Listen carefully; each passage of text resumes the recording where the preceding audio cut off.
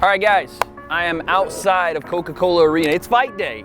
But before we get into what's gonna happen in the fights, we gotta take it back to yesterday because we had our final weigh-ins and it was a bit of a doozy. The crowd was hyped, it was hot, but the weather in Dubai wasn't even close to the fever pitch that you saw in some of the fighters on stage. We're gonna break it all down because what happened on stage and some of it that happened off stage, I think, is gonna contribute just a little bit to the fights.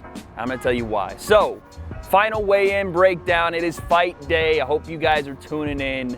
Let's go. All right, so let's talk about these weigh-ins. And I'm gonna start with my boy, pretty boy, Anthony Taylor. He's been carrying this whole entire event with his charisma, his personality, and yesterday was no different. He came on stage flexing his muscles.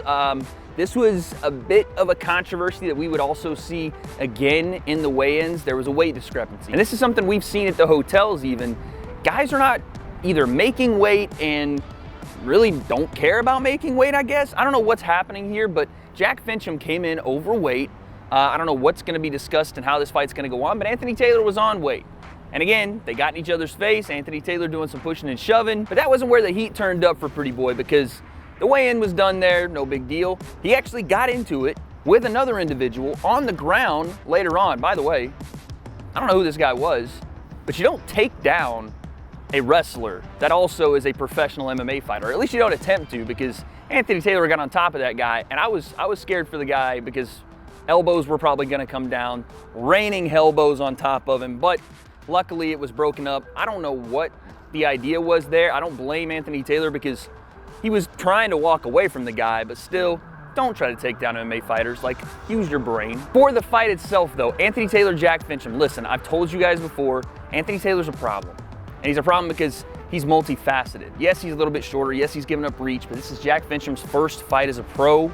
I don't see him getting this win done after, again, pulling down, fair play to him, 50 pounds. You heard me right. He cut 50 pounds to get to the point where he got to, still missed weight. But after you cut all that weight and just the day before the fight you step on the scale, you're not gonna be fully replenished.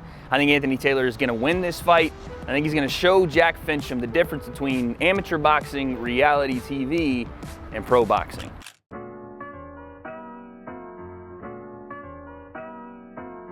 And then we get to the main event, Deji and Floyd. And here's another weight I'm just kidding. They agreed that they were gonna be 20 pounds or so different. Deji came in 175, Floyd at 154, but Floyd at 154 is kind of telling. He's usually not that heavy, but again, close to 50 years old, we get it. He wanted to add his weight to his age, it makes sense.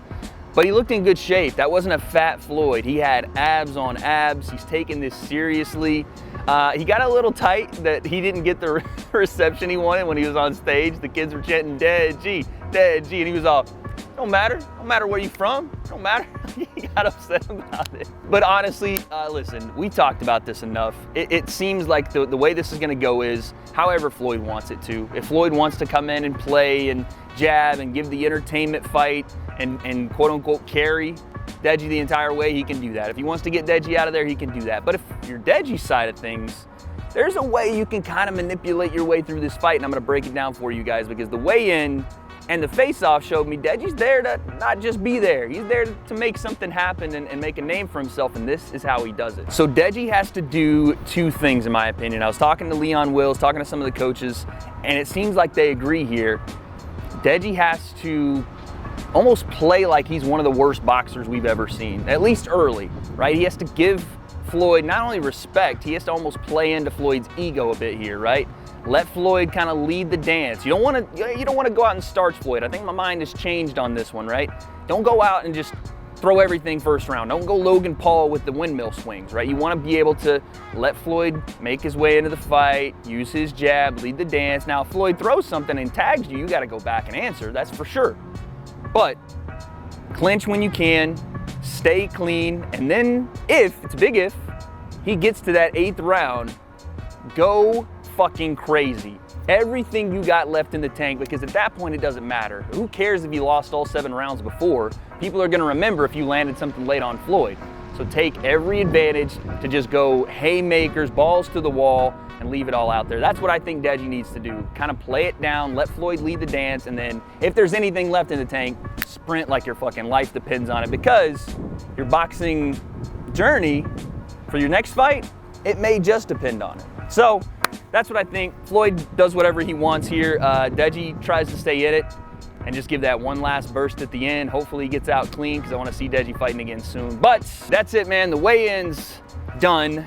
The fight's yet to happen, and that's where you guys come in. Let me know down below who wins these fights. How does Deji survive? Does Deji survive? All those questions I don't have answers to, but Coca-Cola Arena right there, and I'm about to join them in. And when I do, on commentary, I guess we'll find out.